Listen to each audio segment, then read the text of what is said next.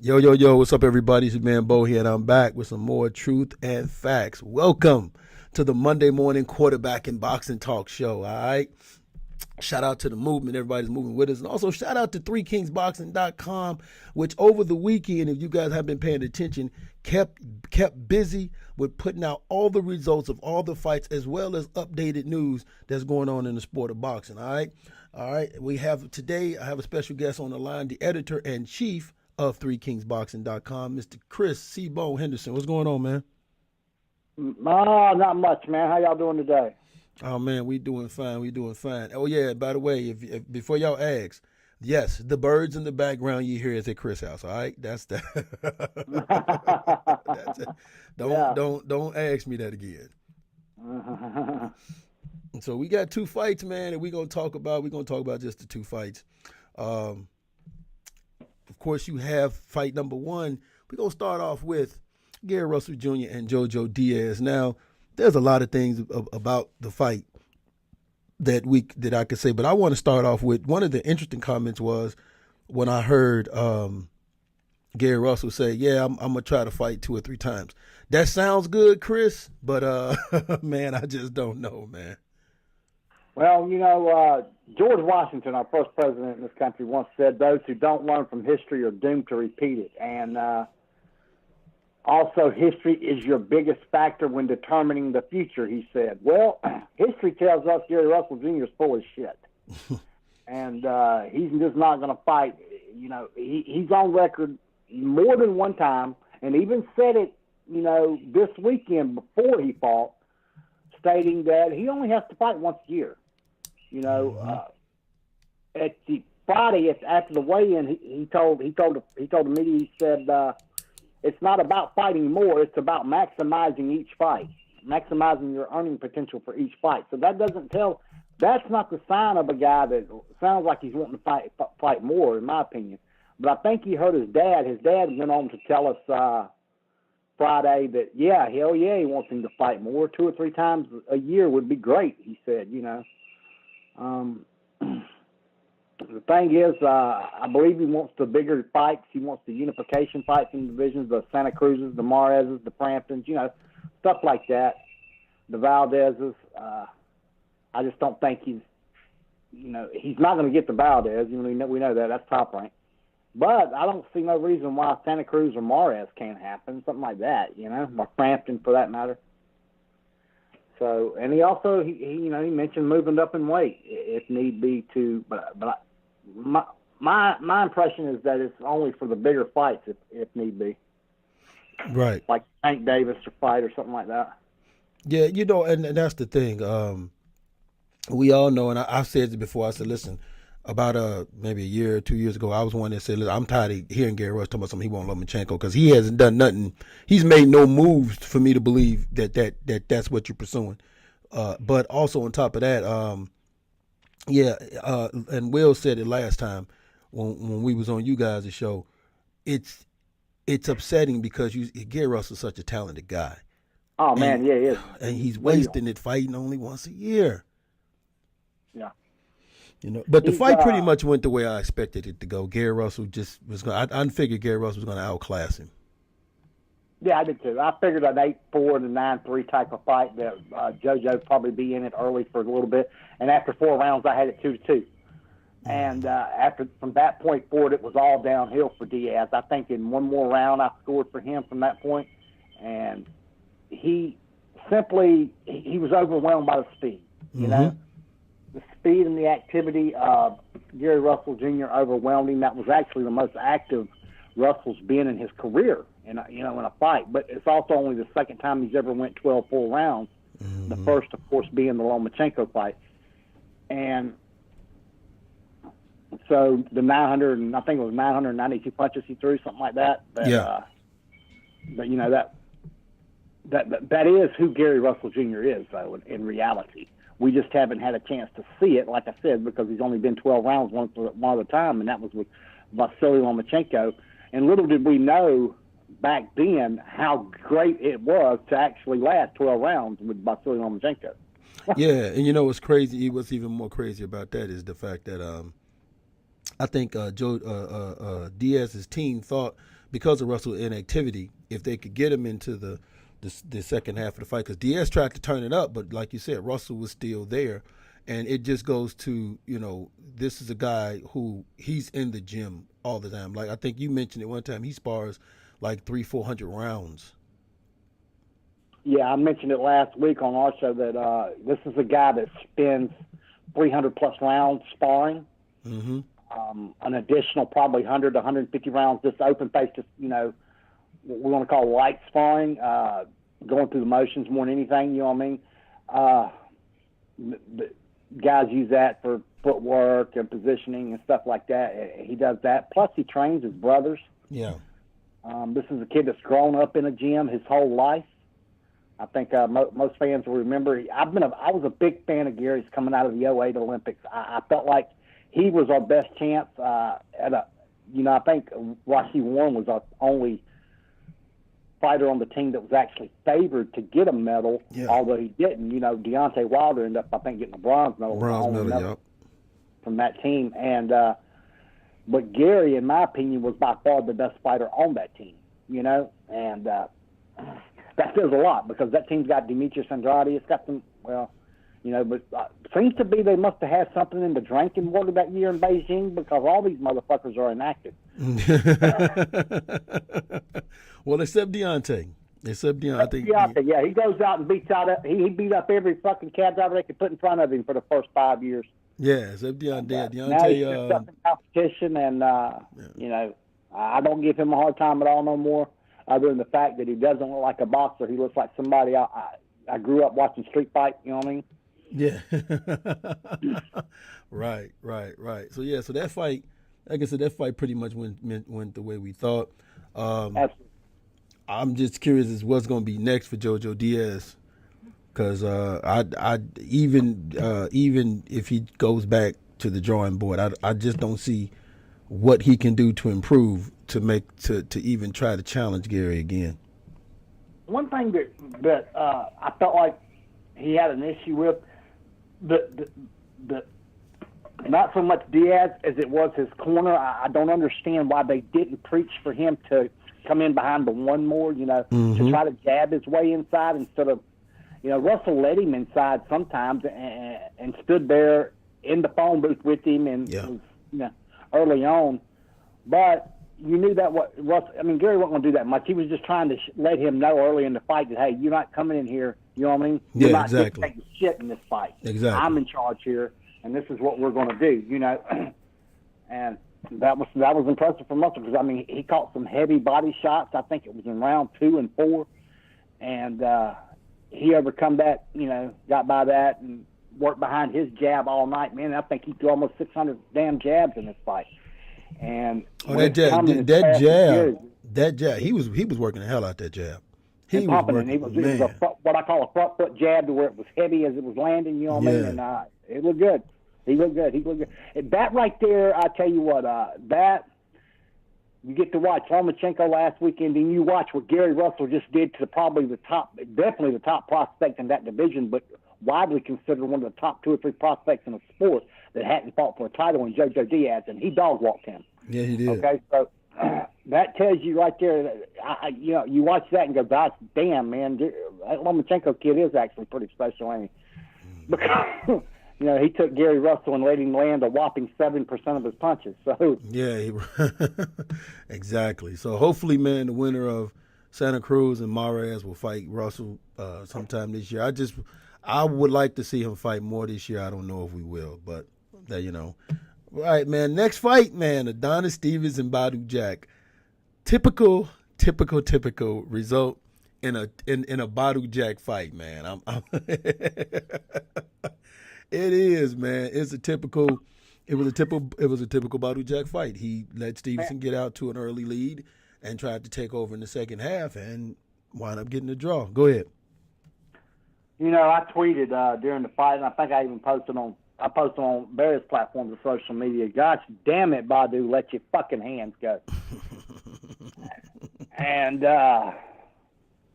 everybody knows me. There's one guy in this fucking sport I don't like, and that's Adonis Stevens. He's the only guy that I've, as long as I've been in and around the sport, he's the only man that I've ever dealt with that I just do not fucking like. Mm-hmm. All right, now you talk about a tale of two fights, like you said. Yeah, I mean the first 5 rounds of that fight, five and a half rounds. I'm going to say realistically, the first 16 minutes of that fight was completely different than the last 20. You know. Yeah.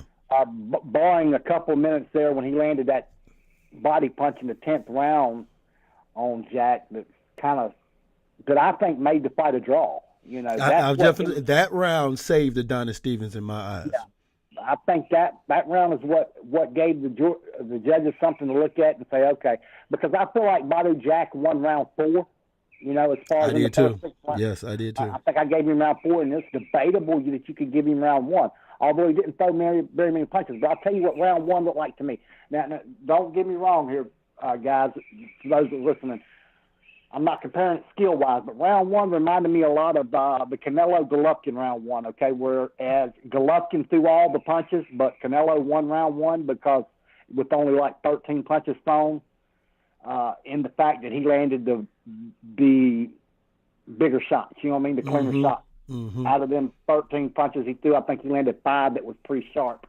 Whereas Badu Jack did about the same thing. I think he threw 14 or 15 punches in round 1 of this fight. So, but yeah, don't think I'm comparing Stevenson and Jack's skill set to Golovkin and Canelo's. That's not what I'm doing here. What I'm doing is giving a comparison as how the round looked. It's a round that could have went either way. As you know, in the Canelo-Golovkin fight, a lot of people have round 1 of that fight as a teeter-totter round. You know what I mean? Either if you see somebody scored 8-4 Golovkin, they generally got round 1 for Golovkin. You know what I mean? So for the many people that have scored at 8-4, I can't give it 8-4. I can give it 7-5. But anyway, this fight I ended up scoring personally. I scored it 115, 113 Jack.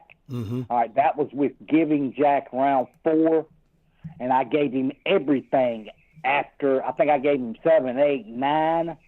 11 and 12, and I gave him 10 as well. Although that is the round that Stevenson landed the body shot, but it was Jack had done 1 2 minutes of the round. You know what I mean?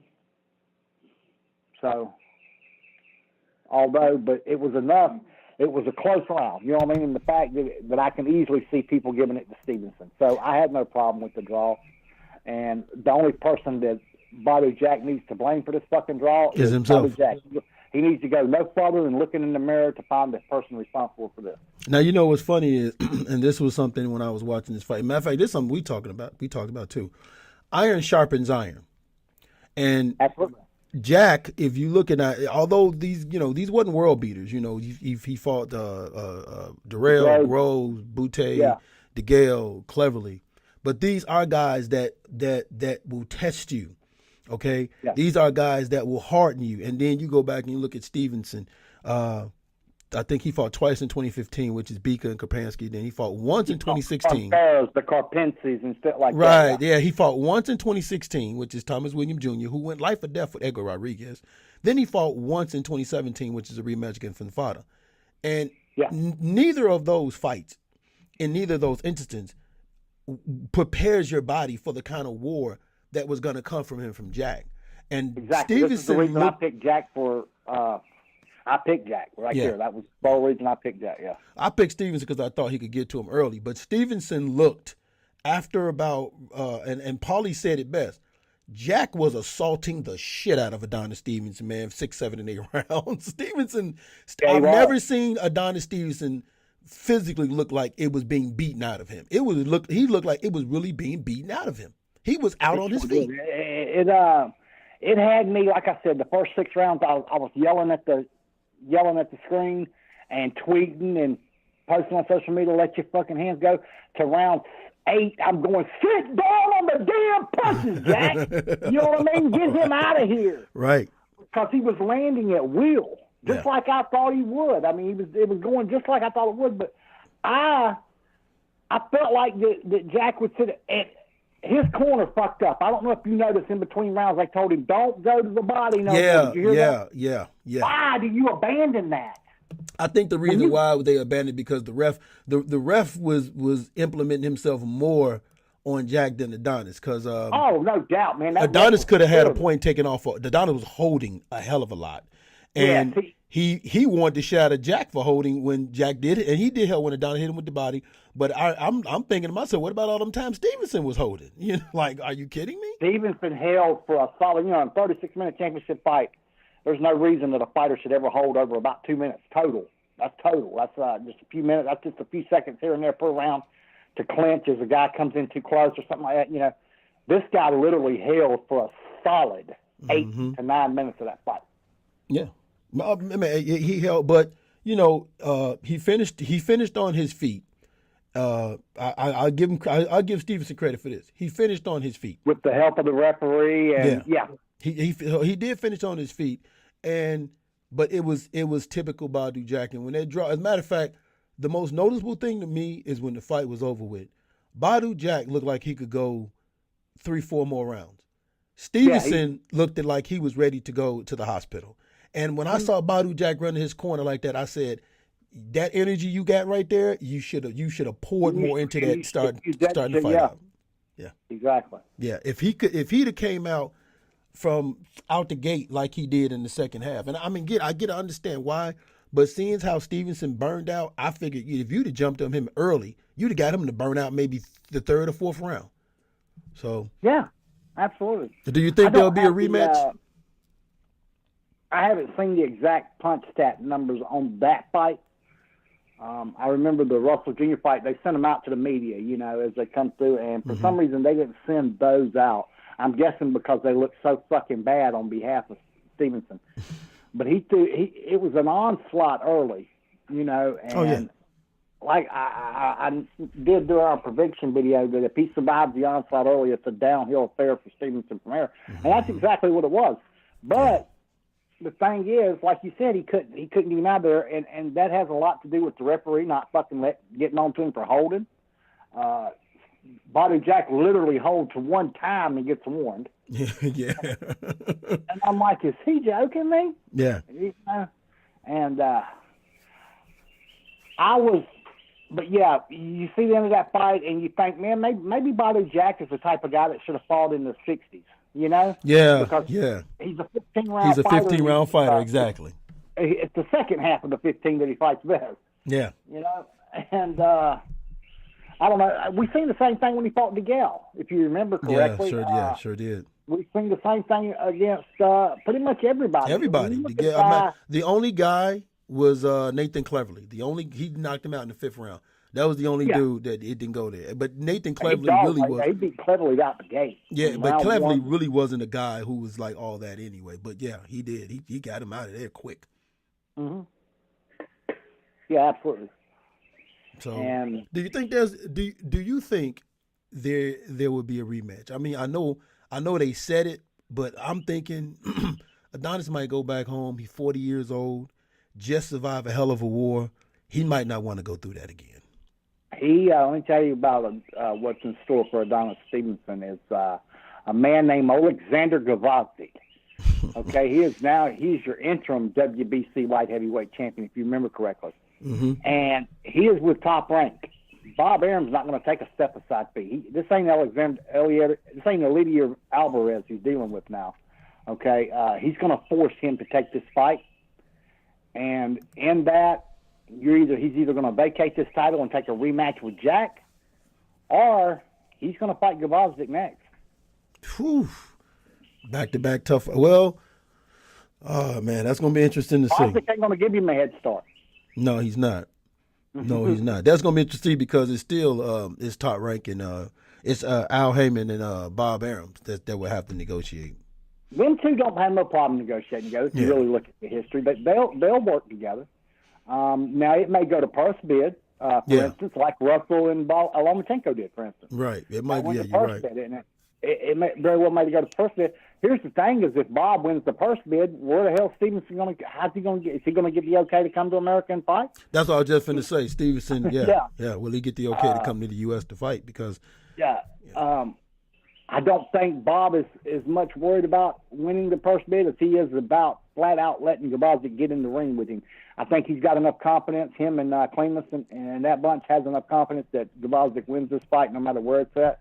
And the Adonis Stevenson I saw Saturday night does not beat Gvozdyk if he don't get him out of there early. Yeah, well, yeah. I mean, what I saw Saturday night from Adonis, if Gavazik can, because Gavazik is a little bit more skillful. Now, my only issue is He if can fight from a distance a lot better than yeah, Jack. He's going to let his hands go. He's going to work behind a jab. most definitely. He is what I would call, and 2K uses the term too, a prototypical Eastern European fighter. Correct. And that other than the fact that he does distribute his weight a little better through his toes than being flat-footed, you know what I mean? Right. So he's got a touch of athleticism. He's not a Dmitry Bivol or a Lomachenko, definitely not a Lomachenko or No, right. Yeah, he's not. Even though he trains with those guys, he's not Usyk and Lomachenko. You're exactly. absolutely right. But Lomachenko's daddy is who built him. You know, from the time he was a kid. So he does know the importance of movement. He understands the importance of controlling distance. He's like I said, he's your prototypical Eastern European, but not really as straight up and down as most of them are. Now you know my biggest fear though with him is he tends to after he throws his combination, he tends to be upright, ready for a counter punch, a left hook, and Stevenson can catch him. Exactly. He one thing he also does is he will leave everything above his lips exposed following like you'll see him throw a double jab, like a 1-1-2 or 1-1-3 or something like that, or 1-1-4, depending on what his positioning. And he will have his right hand won't be back in place. You know what I mean? So, yeah, you're right. That left hand could be deadly to him. But if it doesn't catch him early, I see him. Here's the difference between him and Jack is in round 8 when he's got Stevenson begging. Oh yeah, he's gonna finish him. He's got power still. Yeah, he's gonna finish him, and not to mention Gavazik is strong. Stevenson won't be able to hold him like he was able to hold Jack. Exactly. Gavazik is very strong, and I mean he's strong. He has a strong foundation from the waist down that he can stand that off and pop and move and pop and move. Yeah, if he comes in, he can just push off the shoulders, pop. Yep. Just like you said, yeah. Yeah, so that's interesting. I'm curious to see what's going to happen because, like you said, if the WBC is going to order that fight, because this was a voluntary defense, if I'm not mistaken, correct? Absolutely. And order that fight. Alvarez agreed to a step. Man, this has been a damn a mess. Stevenson Alvarez is the Guinness World Record holder of step asides, and. I mean, really, man, think about it. He's fighting Kovalev. Yeah, he's fighting Kovalev now. Wait a minute. Think about that a minute. You went from Gavazik to Kovalev. He's been the mandatory for almost 3 years in the WBC, and now he's fighting the WBO champion. Yeah, but you went from Gavazik to Kovalev, but he claimed he wanted a title shot. So okay, so you went from Gavazik. That's why when he didn't fight Gavazik, I was upset. But when I heard, okay, he's going to fight Kovalev, I said, okay, I can't be too upset because he's going for a title. If you, I got to think of his manager's name, Stefan, I think's his name. Alvarez's manager. Huh? Yvon Michel? That's the promoter, but he's got a manager named Stefan. Okay. All right, and we talk to him occasionally. And I talked to him quite a bit because if you remember, we actually broke the story on this step aside and all this bullshit originally back in like October. Talking about this and the WBC going to investigate yourself and blah, blah, blah. And, we knew that was bullshit. But anyway, he had let me ask you this. If you're Alvarez, was you watching that fight Saturday night going, I fucked up? He was in the stands. I saw him in the stands. When I got a chance to watch the fight, he was in the stands, and I said the same thing you said. I'm saying Aleta Alvarez should be kicking the shit out of himself. Exactly. He's going, I fucked up. I'm going to fight the Russian and look at this shit, man. Yeah. I could have whooped this guy's ass. Yeah, he did. He did. But it's like it was a good. You know what though? It was a good fight, and it really was. It was an exciting fight. It was a good, exciting fight. But Badu Jack got to figure something out. This is his fourth draw. His fourth draw, man. This is 21 or 21, 1-4, 23, 1-4, something like that. It ain't very. And Floyd ain't expressed no public frustration with him, but I know that it's frustrating to Floyd what he watched. You know what I mean? Yeah. And but Floyd is also of the understanding and of the know that this is his biggest fighter right now, but he's got under his banner. When you think about Badu Jack and TMT, of course, when you think everybody thinks Gervonta Davis, but if you think about somebody that's been consistently fighting good quality opponents, it's Badu Jack. Like it's Badu. It ain't Mickey Bay or J.T.on Love. It ain't none of them. It's Badu Jack, and like you said, Badu Jack is the one guy that's not giving him no problem, but he's coming up short in some of these big moments, in some of these big fights. Like when he fought James DeGale, he had a chance to become a unified champion before he left, came up short, and now here it is with Stevenson, same thing. Unified, winning on all in that division, yeah. So it's. Oh man, it's even more crazy because I know they said that there was an agreement they had where he would drop the WBA belt once he won it when he had a chance to fight Bivol, and he would have been the super champion. And I still feel like that was a mistake. He should have probably went on and fought Bivol. But hey, he got a bigger fight with Adonis. Yeah, so if you're gonna beat Dimitri Bivol, you should have done it by now. Okay, because this guy gets better each time now. Oh man, when I saw him do the Sullivan Beretta, I was like, oh man, he's putting it together now. I comfortably predicted what he was going to do to Barrera because I'd watched him. I spent a lot of time watching this kid as an amateur, and I remember I was out in L.A. This has been 2015, maybe 2016. I was like, who the fuck is this kid, man? Mm-hmm. I didn't remember seeing him much. I didn't see him in the Olympics, in 2012. But when I watched him out there, I was like, man, this kid, when I'm finding out he's from Russia and stuff, and to look at him initially, you're thinking, he's from another country if you ain't heard him speak yet even, but you're not sure that he's from over in Russia because you can see the Korean in him and stuff, Mm-hmm. And kind of like Golovkin, for instance. But I was like, he's a little different than your average Eastern European fighter in that he's very athletic. He's able to almost float on his, instead of there's multiple ways to move. Some people bounce, as they move. Some people slide. Some people step. And this is a kid that I seen do all three in the gym, So. And I was like, man, he's a little different. And for a guy his size, I knew he was going to be trouble for the light heavyweight division. And he's a humble kid. When asked leading into the Barrera fight about Andre Ward, for instance, last year before he fought, I can't think of the kid's name that he beat down there in Montague or wherever the fuck it was for the title initially, for the vacant WBA belt after Jack vacated. But he was asked then about Ward or whatever because this was right around the time that Ward wasn't absolutely certain about retirement, and he said, "No, I'm not ready." Right? Yeah, I remember that. It was And you got to appreciate a kid that's honest like that. I think he was just. What is he? He ain't got too many fights at all. No, I think he has 12 fights. Exactly, and I know they're both under the main event umbrella over here in America, and they tried to initially deny that, but I think Three Kings reported it before everybody else. So they were going to be under that umbrella. But if Kovalev wants a chance to unify again, he better get on this kid now, because the longer he waits, the better Bibble gets. But that's when you look at that light heavyweight division now. Yeah. Kovalev, Artur Beterbiev, Bivol. It's like the people holding titles. It's no C-level fighter holding the title. Like you look at some of the other divisions. There is no gimmies in that division. Yeah, at all. Yeah. When you look at some of the other divisions, you see some C-level dudes holding. It's no gimmies. Like you just said, it's no gimmies in this division. You're gonna have to go through some.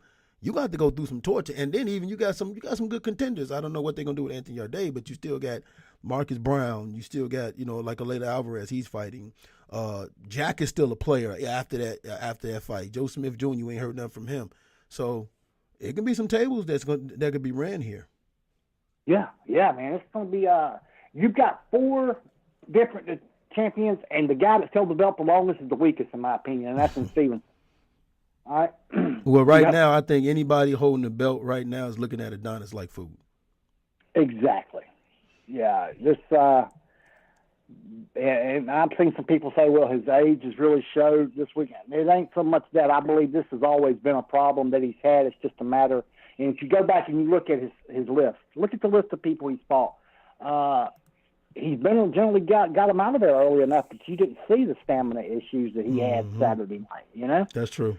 That's true. And but I think it's always been an issue, and now it's more evident because I think that if you put a guy in front of him that can avoid that left hand, he gets beat, man. And I don't even know if he's a top 5 light heavyweight anymore. Fafata was 2014, but still, that's 4 years. He went 12 in Fafata. He won a unanimous decision. Again, who was it again? Tell them again. That way they'll know that he wasn't worth a shit. Exactly. Fafata. Andres Fafara. And, I mean, that's just it. I mean, everybody, you ain't got to tell them. Everybody knows Stevenson ain't got nothing on his record. Stevenson has 3 fans. That's himself, his mom, and Twine. And that's it. No, he got 4. My man Low Place is a big Low fan. Place, we don't count him, man. He's a big fan of his, too, though. I ought to tag him on Twitter and tell him, hey, we talking about your boy. But, he'll see the video. He'll hear it. Yeah. But actually, he's blocked me on Twitter now, and I don't blame him because I harassed him religiously if I seen him post some stupid shit about like Stevenson #1 pound for pound and Badu Jack is #3. Did you see him post that? He actually posted that shit. Yeah. I mean, it wasn't just me that made fun of him. I mean, some of your biggest journalists in the game made fun of him. Steve Kim made fun of him. Dan Raphael fucked with him about it. Cameron Gillian out of the UK, they've all fucked with him about it, you know? Well, I didn't know that. Now, that I didn't know. I didn't know that Steve Kim to mess with him about that. Yeah, they troll him because it's just silliness, you know what I mean? And it is. This is plumb damn silliness. I'm just curious to see what's going to happen next. I wonder if they do a rematch. If they do a rematch, because like you just brought up, if they don't do a rematch, he's looking at facing Gavazik next, and I just don't know. After what I saw, and like I said, like you said, it's a combination of everything. Like we said, iron sharpened iron, and I think from a physical standpoint, I think physically Stevenson had something beat out of him against Jack that day. Physically, he had something beat out of him, and like I said, I've never seen nobody physically beat Stevenson like I saw Jack do it. And if and we all know when something's done to you physically, it can affect you mentally. So even though this fight was a draw, from a mental standpoint, how does Stevenson approach even the rematch with Jack, or even looking at facing Gavazik? That's going to be tough for him. That's going to be real tough for him. I don't know the answer to that. You're spot on. I don't know what he does here. He knows. I know he wears his crown around, calling himself the best light heavyweight in the world. He is the king, but he knows. I mean, he has to look at himself in the mirror when he goes to the bathroom. He knows he's not that good. You know what I mean? Yeah. And there's a piece of him that when he watches the Kovalevs and the Beterbeeves and talk to Iceman John Scully, you know what I'm talking about? Yeah. Talk to him, and, he does a lot of work with Beterbeeves. And he told me, he said, boy, he said he can be glad that was Badu Jack and not Arter in there by round 7. He said he'd have not made it. He said he'd have not seen round 8. No. I got to agree with him. No. You know what I mean? No. I got to agree with him. He's just, I don't know. I'm like you. I don't know what he does. I almost think that what I think is going to play out here is I think they're going to offer Gavazik step-aside money, and Bob Arum's not going to take it. Okay, he's not going to allow it to be taken. Klimas is he's Gavazik's manager. Arum's his promoter. The kid's not hurting for money. He doesn't. But after what you saw Saturday, why would you take it? Like after what you saw Saturday, why would you take it? Yeah. I know. Like you said, it's not going to happen. Yeah. There's not going to be no step-aside here, so it's going to be Gavazik or else. And even if he could get away from that, around that, and I just don't see the WBC letting that happen with the issues that we've had. I mean, there's pieces on Three Kings, Boxing.com, there's pieces on Ring Magazine, Boxing Thing, you name it. Every reputable media outlet in the world has ran multiple articles on Stevenson's reign and what a joke it is. Yeah. You know what I mean? So, you know what's funny is they talked about it when Bivol was fighting Beretta on HBO. They was talking about that. yeah, everybody has ran multiple pieces on it. I've talked about it. Hell, you've probably done an article on Well, it. I've done it, but see, here's the thing, and this is what people need to understand. I say this: the thing that Stevenson is, and this is the reason why it's looked at, is because you had all this movement going on in 175. All this movement. I'm talking about last year and this year. You had all this movement. Andre Ward coming up, Bivol, Beterbiev. You had all this movement going on at 175, and you did nothing. You still had Adonis fighting for Fars of the world, Yeah, right? you did nothing. Your only fight in 2017 with all that movement was from Fada. That's the fight you gave us? That was a bad look. A bad look. He did sit over there. Now, that gummit, to be fair, he did call out Ward to fight him in Canada for no money, hardly. He did do that. Yeah. He did, and I actually wanted for Ward no money, to. I actually wanted Ward to go ahead on and get them become undisputed. Fight me in my own backyard. Yeah, and I actually wanted Ward to go ahead on and get them be undisputed. And I was kind of upset at Ward because Ward felt that Adonis need to call him, and Adonis felt that Ward need to call him, and I was like, both of y'all need to stop. Okay, yeah. Both y'all need to stop. But at the same time, it's like, okay, well, Ward didn't fight you, but at least he retired. Cool. Now you're going forward, and then there was some issues I think with Joe Smith Jr. also as well. But now going forward, I'm just like, the division is still, this division is really hot now, because man, if we can get 2 unification fights this year, that would be awesome out of 175. Okay, I'm gonna drop a little tidbit here, and I don't know how many of your listeners have actually know about this, but we mentioned it a couple months ago. But, and it's not official, but, the WBSS is going to 3 divisions this season, and light heavyweight is the one being looked at of the bigger weights. The thing is, and I know we've talked about it before, is I just don't see how many of these guys they'll be able to get into the tournament. I could see the Beterbiev getting in. I could see that's it as far as the champions. Yeah. Stevenson's not going to get in. He can't get in a tournament like that, man. He don't make it out of the first round. And he's the fucking depending on where the fights are, too. Yeah. And Kovalev and Bibble's not going to get in. And nothing against main events, but they just can't afford it, Mm-hmm. All their money is generated through a Kovalev main event and on HBO, and so they can't give that up, They can't give that up. And I think, as a matter of fact, right now it's so bad on HBO that when you pull up HBO boxing schedule, you got one fucking card, and that is Kovalev Alvarez on August 4th. Yeah, HBO. They have the Superfly card added September 8th, I believe, is what it's going to be, but that's not set in stone yet. That's likely. It's just bad. It's bad over there, and so and. Kovalev is their guy. I know they got Golovkin and Canelo, but the thing is, those are pay-per-view guys now, And so, hell, they could take their show anywhere. ESPN, Showtime, DAZN. They could about go wherever they want to now, and do whatever they want to. Maybe they could go about, hell, they could even go independent, because that's what they do. They're pay-per-view guys now, and they're not really so much HBO per se as they are pay-per-view guys. But so it's weak over at HBO. They've even dropped Andrade, after signing him to a 3-fight deal. I think they still got Danny Jacobs left, but it's only one more fight, and he's not staying after this big deal that Hearn signed. So I don't know, man. It's just, so there's no way Kovalev and Bivol leave HBO to fight in the WBSS. So I think they need to reassess that. If I'm Sauerland, I reassess that and go, wait a minute, fuck, what good does it do to hold a tournament there if I only get one of the fucking 4 champions?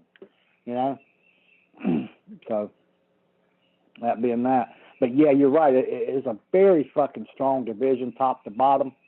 When you can look and say the lineal champion may not even be in the top 5 in the division, and he may not be when you really think about it. When you got Kovalev, you've got Bivol, you've got Beterbiev, you've got Kovacic, you've got Marcus Brown, you got Anthony Yard, you got Callum Johnson, you got guys. I mean, they're just everywhere. You know, you got Andrew Tavares.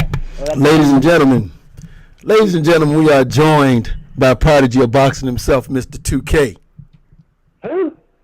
2K. Hey, what's good? What's good, What's man? up, man? Say what now? Is that C-Bone? That's C-Bone, baby. Bang, bang, bang, bang, bang, old boomhauer, man. Oh shit! We was See? just. Now he done fucked around and had 2 of the kings on here, man. What you doing? What you doing this morning? I'm giving boxing lessons. Bo's got his notebook out up there in Chicago, and come on in. I need to take a break. Maybe you can teach him something now. Yo, we was just shit. talking about the weekend fights, man. We was talking about Gary Russell, and we was talking about the Stevenson Jack fight, man. What did you get out of both of them fights, man? Well, some of the stuff that I had seen though was that, you know, Gary Russell basically, this motherfucker needs to fight more often, man. I mean, it's what C-Bone was saying on our show last Wednesday, that it's wasted talent. Yep. You know what I'm saying? And we pretty much knew that there was levels, or there was gonna be levels shown in that particular fight. Jojo Diaz was just too fucking green. A good prospect, pretty good fighter. Actually, I wouldn't even call him a prospect. I'd say he's a good contender. If Gary Russell wasn't champion that night, or at least let me say that if Gary Russell wasn't the champion he was facing that night, there's a possibility he could have won. Like if he fought Lee Selby or somebody that night, right? Mm-hmm. Oh yeah. Yeah, definitely. But Gary Russell is just arguably the best 126-pound champion out there. You know, you can make a case for Oscar Valdez, but I don't think that Valdez can beat Russell. But the problem here is that he knows that, so that's why he's saying, hey, I only need to fight once a year. Nobody can fuck with me. But that's a problem. Yeah. See, he's only hurting his own fucking career when he says shit like that.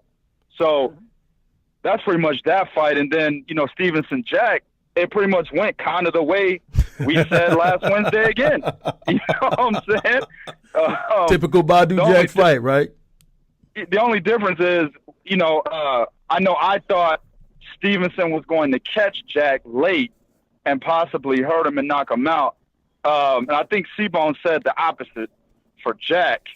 But astonishingly, nobody got knocked down in this fight. You know what I'm saying? Like it was, you know, guys were landing some nice shots. I know Badu Jack was landing his straight right hand at will in the second half of that fight. And then Adonis Stevenson was kind of the aggressor, actually showing that he was a better boxer, in my opinion, on the inside and at mid-range distance than Badu Jack was in the beginning of that fight. But I think what ultimately happened was Adonis Stevenson, that nigga 40 years old, he got tired. You know what I'm saying? Well, not just that. You know, like just that. Well, this is what we were saying, how iron sharpens iron. If you look at the level of competition and the more frequent time Jack has been fighting versus Adonis. Good point. That comes in because Adonis fought once in 2016 and once in 2017. He fought Thomas William Jr., who I think, and you made this point, said he went life or death with Edward Rodriguez. And then he fought for a rematch with Fonfada, who went life or death with a done Chad Dawson. So these aren't dudes that test you. And then you look at Jack, DeGale, Durrell, Groves. These are, you know, the fights he was in are guys that kind of, you know, harden you a little bit. And Jack even said it. He said, man, this dude ain't did nothing in 5 years. He ain't ready for what I'm finna bring on him. Yeah, that was my point. And you're 40 years old, too. So to your point, and you're 40. Oof. See, one of the biggest things that myself, C-Bone, and Willie the Kid mentioned last Wednesday was that Badu Jack doesn't throw enough punches. Mm-hmm. And a lot of times, man, he shows up in that defensive position, and he just allows opponents to look like they're scoring on him, even if they're not scoring. It just looks like it. Judges have no choice but to give the round based off of volume. Yeah. Right? Yeah. I mean, if I'm looking at two guys, I see one motherfucker just standing there while the other one's just teeing off. I don't care if he's landing or not. He's the one bringing the action, so I got to give the guy who's teeing off the round. Actually, I mentioned that earlier, 2K. I Yes, said you that did. round one, for instance, Jack landed the couple of good shots landing in the round were landed by Jack, but only took fucking 12 punches in the whole round. Yeah. Yeah. And the Yeah, other guy took exactly. 12 punches. You almost have to give the round to Stevenson. You know what I mean? Even though he's he's landing on the elbows and the gloves, he's still moving. He's still doing work. Exactly. I even add to that. See, you can throw 12 punches, land 11 of them motherfuckers. You still gonna lose the round. Yeah. Exactly. It's not enough. Yeah, but see the way Jack fights, and you hit it right on the head. The way he fights makes it appears the other guy is doing more. If the other guy is throwing more, it appears okay he's doing more, and he's not doing more. It's just Jack. The way he fights make it look like the other guy's doing more. When in essence, no, he's really not doing anything. But I mean, like I said, this. Oh,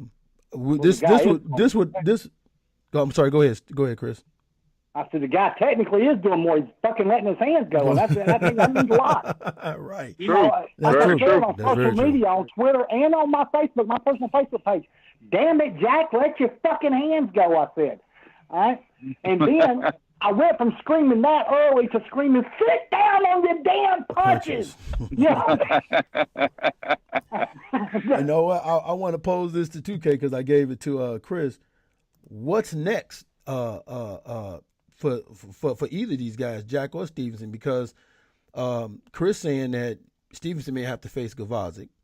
Jack want a rematch, but when you look at that division, all them champions that holding belts, there's no easy comp right now. Man, to be real with you, I hate to say this, but it's the truth. Stevenson can move on.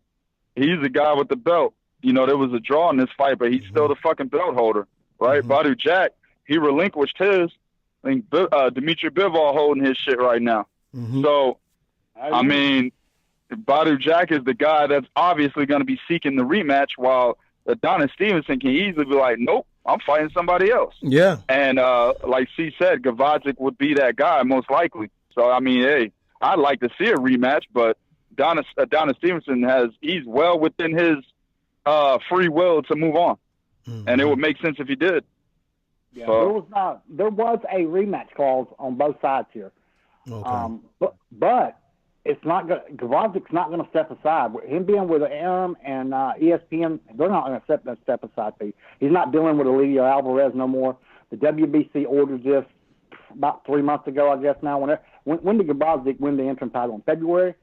So it was ordered the week before that, because when Gavazic and Alvarez was ordered, and then Alvarez pulled out, it was mandated at that time that the winner of Badu Jack Stevenson immediately fight, and them orders doesn't say in a draw. Them orders actually don't say the winner must immediately fight. The belt holder must immediately fight is what it actually the contract actually says.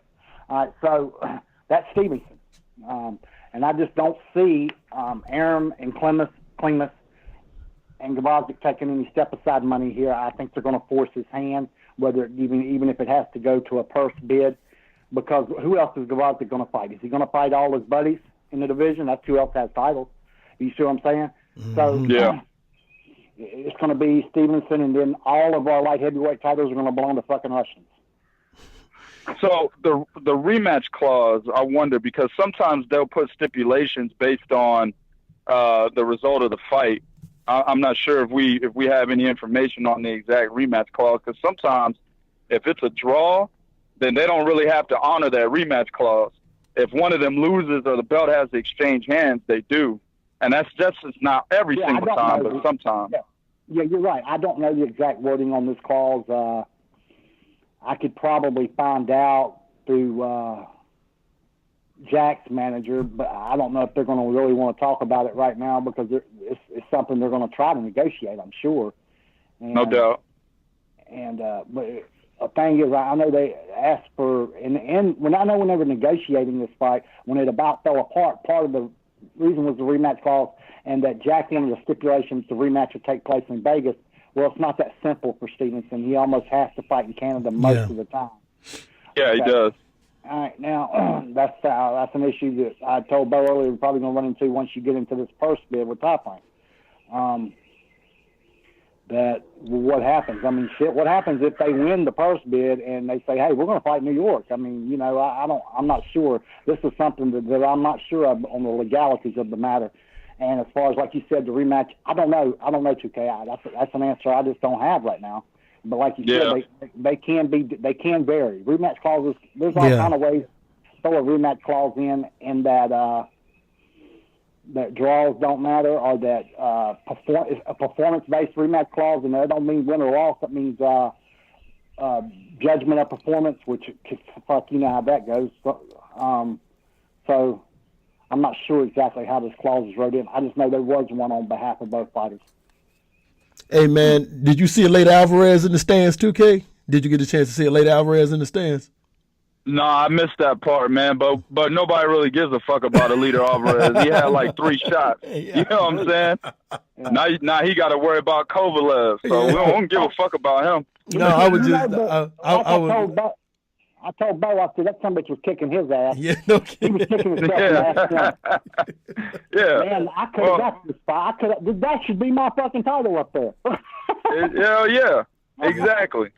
I talked about that in one of my videos a while back, man, about how cats allow other motherfuckers to jump in their division and take their food from them. Yes. You know what I'm saying? And that's exactly what Aleta Alvarez did. He allowed Badu Jack an opportunity to take his fucking plate. Yep. You know what I'm saying? It's like, come on, man. Like, I understand the money. I understand it. I mean, basically, they're paying you step-aside money. They're paying you money to not fight. I understand it. But at the same time, it's like, damn, dog, do you not understand what could happen on the back end? You know what I'm saying? If you were to win this fight. Yeah. Even if you lost, but you made it very competitive, you still get benefits on the back end. You see what I'm saying? But hey, it is what it is, man. These fighters today, man. Benefits that Marcos Maidana is well over 200 pounds now because of. I mean. Exactly. Exactly. You know? He took a risk against Brawler, or what was presumed to be a risk in the public eye, and man, did it not turn out well for him? Yeah. And you know what? You know what's fun? You know what's funny? See, a lot of people criticize him because before that Broner fight, he was supposed to fight Keith Thurman, and he turned the fight down twice. And they're like, oh, you know, he ducked Keith Thurman, but it's like, well, he fought Adrian Broner, got $1 million out of that. Then he fucking fought Floyd Mayweather twice and got $1 million the first time and $1.5 million the second. It's like no, he got almost $10 million. He did about $10 million between both fights. Yeah, between both fights, he did about $10 million. Yep, that's what I'm saying. He's all them pictures of him over in Argentina like that. Yeah. See, the point is, you know, he actually made the best decision for himself by ducking, if you want to say ducking, Keith Thurman. So, it is what it is. That was the quicker path to retirement for him. Yeah. I don't blame him. Yeah, you're right. I have heard people say that, but I don't see how you can call it a duck when you duck a Thurman fight that's going to pay you about $200,000 to take a Bowman fight that's going to pay you $1 million. Exactly. That's not logical. I agree with that. And, plus, the Bowman fight gives you a fucking world title. You know. Exactly. Yep. So I'm sure that when he took the Bowman fight, he wasn't looking at, hey, this is going to get me 2 Floyd fights. He didn't know that, but the minute he won, he was like, hey, Floyd may want to come defend his little brother. You know what I mean? I know his management was thinking that. So I'm sure they were. Exactly. I know I would have been. Me and you, the way we think, we'd have been like, hey, call Floyd. Yeah. No kidding. No kidding, man. So we got that. But, so, but yeah, I can't call that a duck. I mean, shit, who does that? I mean, who says, hey, I'm going to fight this fucking up-and-comer right here? No kidding. Right, yeah. Right, I'm going to fight this guy, right. I'm going to fight this guy that's faster than me, more athletic than me. I'm going to fight him. And who at the time was considered a feared power puncher. Huh. Yeah. Yeah, he was. Now he's not, in retrospect, but at that time he was considered a feared power puncher.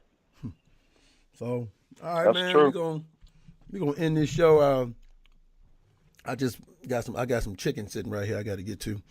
But in the morning? Man. Yeah, man. Lemon pepper, half a chicken. I eat a half in the morning, and I eat a whole for lunch. Well, my God, it's 8:19, ain't it? Yeah, hey man, hey, don't judge me. Don't judge me. This Don't We're judge not me. judging. We're just making fun of you. This 175, Yeah, exactly. I got to feed this 175, man. Y'all don't understand.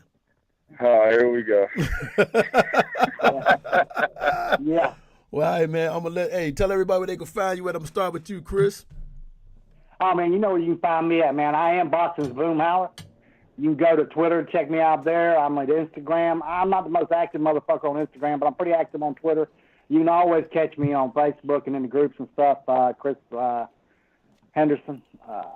I believe on Facebook, my actual nickname from growing up is Bone, so that's in there. And of course, I'm at ThreeKingsBoxing.com, and we're every Wednesday night, on our platform at Three Kings. We got a broadcast going hosted by our compatriot here, 2K. And, Patriot. Yeah. And you catch me on Thursday night with the Four Corners Boxing Talk Radio Show with our third member of Three Kings. That's Willie the Kid. And blogtalkradio.com. So check me out, man. All right. Absolutely. And then, of course, I want to thank my man who didn't kind of come on the show. He was kind of brought on the show. But yeah, I really was. I know I kind of gangstered his time a little bit, My man, my man 2K from Prodigy of Boxing. Hey, but notice he was ready when he came on. He was ready. 2K from Prodigy of Boxing, man. Tell them where they can find you at, bro. Hey, man, I'm always ready. Even if I don't watch the full fight, I can always talk about these fighters, man. That's pretty much any of us. But absolutely. Of course, man, you can catch me at ThreeKingsBoxing.com, man. That's the website that myself, my man C-Bone, who's on here right now, my man Willie the Kid. Congratulations to him. I won't put his business out there, but congratulations on him. Yeah, to him for having a life-changing event. All three of us own that website. If you haven't gone already, get your ass over there and get the latest and greatest. Then, of course, you can catch me on my personal channel, Prodigy of Boxing Talk. Getting back into that shit, man. I'm going to have to start putting more videos up more frequently. But, there's a lot of things that go on with the Three Kings that it takes a lot of my time. But I will be getting back on that soon. So get your ass over there as well. And then, of course, you can catch me anywhere that any of these guys do anything. If they hit me up, I'm on. Also, like C-Bone had mentioned, don't forget his radio show on Blog Talk Radio. It's a different platform. It's not on YouTube. So you got to actually go to Blog Talk Radio, type in Four Corners Boxing Talk, and check him out. Did you change the name already, C? Yeah, that's under the WBSN Sports Network. Yes. And I do a morning show for him as well. But okay. 2 days a week. But, yeah, it's the 4CBT Boxing Show. It's the only boxing show on the platform. You can't miss it. And it's got Boom and Willie the Kid. Yes, That's sir. right. Yes, sir. And then, of course, you got me. This is Bo from Truth and Facts About Boxing. You can follow me on Twitter. See, I could do that because, there's no short Puerto Rican telling me to shut the fuck up. So I can do that today. I can do that today. But, yeah, Truth and Facts About Boxing. And you can find me on anything any of these guys are doing. You can I call in to the show with Chris and Willie the Kid. I call in to the Three Kings show. And to quote my man Chris, which I found funny last week when I wasn't myself, but we was on the show, there's a reason why it's called Three Kings. I thought that was funny as hell, man. And then of course, you can catch me on Prodigy of Boxing. Just anywhere these guys are doing anything, man. Follow Three Kings Boxing, latest and greatest news. Capital T for Truth _ capital F Fact Box 1 on Instagram, and the same thing with Twitter. And man, listen, if y'all ain't down with Three Kings, y'all are behind. We here, we ain't going nowhere. And these guys always learn from 61175. Peace.